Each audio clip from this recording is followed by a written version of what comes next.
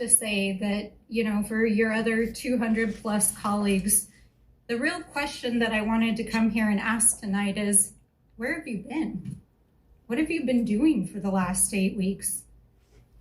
Is the literally hundreds of thousands of people in my district didn't know how they were going to pay their rent, pay their mortgages, buy gas, put food on the table, and feed their children? Where were you? Where were you? And you're not even in this room tonight to even answer that question. I literally find it disgusting. I mean, it is a privilege to serve in Congress. It is a privilege.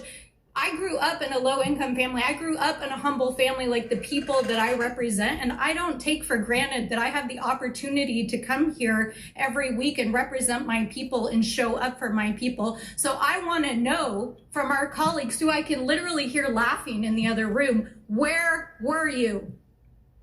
Where were you for the last 8 weeks while the House was shut down and people in this country were left without food on the table? While the president was playing golf, he was demolishing the East Wing, he was throwing parties at Mar-a-Lago and giving American taxpayers to a dictator in Argentina to bail him out before his election. Where were you? But you're not even here to answer that question tonight. So I don't know what else to say except for that I will explain my amendment, which is to protect SNAP.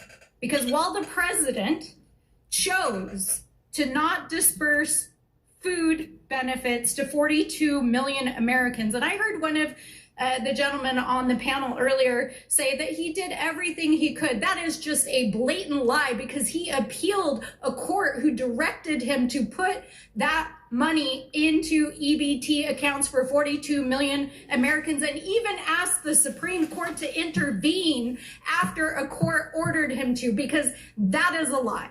That is a lie.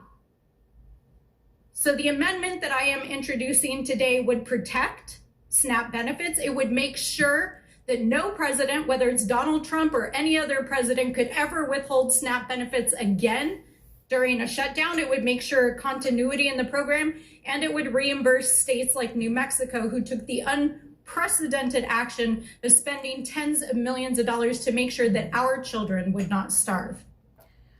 I so appreciate Representative Stansberry for speaking the truth out loud in a forum, even though most of the members were not even present.